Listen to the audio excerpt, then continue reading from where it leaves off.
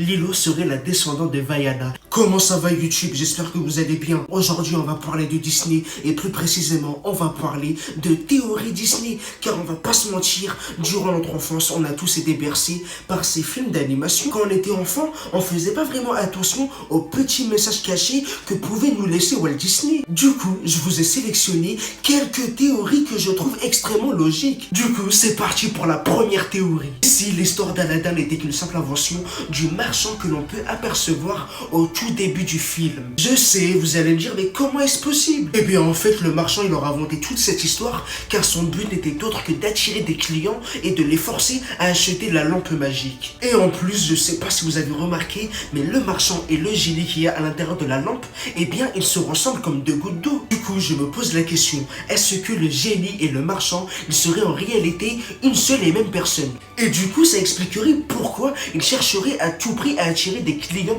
pour la lampe magique, afin qu'ils puissent l'acheter et avoir la chance d'être libérés de la lampe. En vrai, les gars, moi je trouve que c'est à méditer. Passons à la deuxième théorie. La mère d'Andy dans Toy Story serait en réalité la toute première propriétaire de Jessie. Attendez, je vous explique. Car en fait, tu vois, dans le troisième film de Toy Story, on peut voir qu'il est très difficile pour les jouets de faire leur adieu à leur propriétaire. En particulier Woody qui a du mal à se détacher d'Andy. Car lui, tu vois, il est grand et tout, tu vois, il se prépare à aller à l'université. Mais plusieurs de ses compères ont réussi plus facilement à faire ce deuil. Car en fait, tu vois, ils avaient déjà été abandonnés une fois. Du coup, ça a été plus facile pour eux. Et c'est le cas de Jessie, car tu vois, il demande à Woody de lâcher prise en le voyant autant attaché au passé. Et je peux vous dire, elle sait de quoi elle parle vu qu'elle a déjà été abandonnée une fois, il y a des années de ça, par une certaine Emily. Et tu vois, Emily, eh bien, tu vois, en réalité, elle serait la mère d'Andy.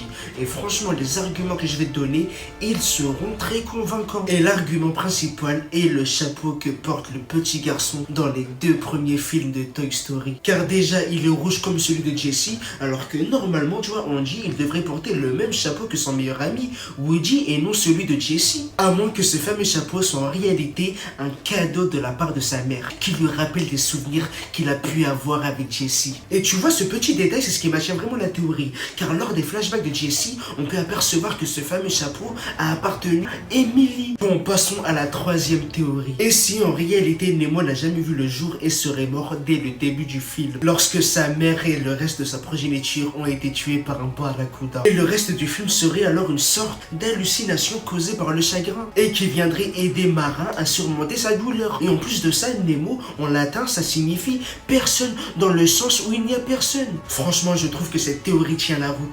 Du coup, dites-moi dans les commentaires vous en pensez quoi. Bon, passons à la quatrième théorie. Et si Margotel dans Réponse et la méchante reine dans Blanche-Neige serait en réalité une seule et même personne? Franchement, moi je trouve que c'est faisable, car je trouve qu'ils ont des similitudes très profondes. Leur obsession pour la beauté et la jeunesse. Plus de ça, ils possèdent tous les deux le même poignard. Et ce n'est pas tout, car lorsque Flynn vient en aide à Réponse et que Margotel le poignarde, à ce moment-là, on peut apercevoir un symbole très culte de Blanche-Neige juste au-dessus de sa tête. Et pour être exact, il s'agit en fait d'une pomme rouge. Je sais qu'il y en aura beaucoup qui va me dire, mais c'est impossible, vu que la méchante reine est morte en tombant de la falaise. Eh bien, si je vous disais qu'en réalité, elle avait survécu à ce moment-là. Et oui, je pense que la méchante reine a survécu à cette falaise et serait tombée sur la mystérieuse fleur dorée. Et qu'elle aurait décidé de dérober cette fleur et serait ensuite devenue Margotel. Franchement, je trouve cette théorie extrêmement faisable, car déjà, le royaume de Blanche-Neige et le royaume de Réponse se déroulent tous les deux en Allemagne. Bon, passons à la cinquième théorie. Et si les parents de Lilo et de Nani seraient en réalité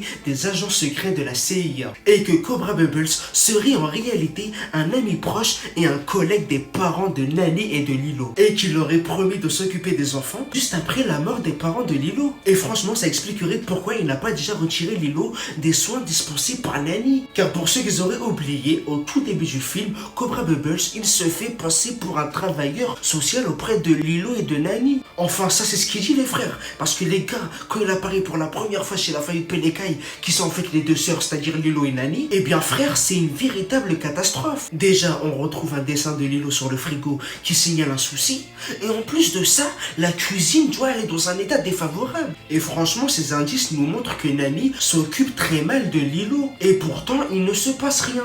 Cobra, il n'a rien fait. Pourquoi il ne fait rien? Car tout simplement, Cobra, il n'est pas là en tant que travailleur social. Ce n'est pas son but. but. Il est là juste pour veiller sur eux. Et je sais pas si vous vous en souvenez, mais Lilo, tu vois, elle aime bien prendre en photo des personnes, tu vois, des personnes en surpoids. Et aussi, on peut apercevoir que sa chambre est remplie de ce genre de photos. Et cette passion à prendre des personnes en photo lui viendrait de son père. Car en fait, tu vois, il aurait décidé d'emmener sa fille en plein mission de surveillance. Et puis voilà, tu vois, il prenait des petites photos par-ci par-là. Et puis comme ça, au moins, personne pourrait cramer qu'il fait partie de la CIA. Car en vrai, les gars, qui pourrait se douter qu'un père et sa fille puissent être à la plage en train de prendre des photos et qu'ils font partie de la CIA. Et franchement, c'est une idée de génie qu'il a eu. Car comme ça, au moins, tu vois, il peut prendre des photos tranquillement de sa cible en surpoids. Et puis au moins, tu vois, ça fait des beaux souvenirs à Lilo. D'ailleurs, ce serait pour ça qu'aujourd'hui, tu vois, elle continue à prendre ce même genre de photos. Car pour elle, tu vois, c'est en sorte de faire exister le moment qu'elle a passé avec son père, juste avant qu'il décède. En revenant vite fait à la mort tragique des parents.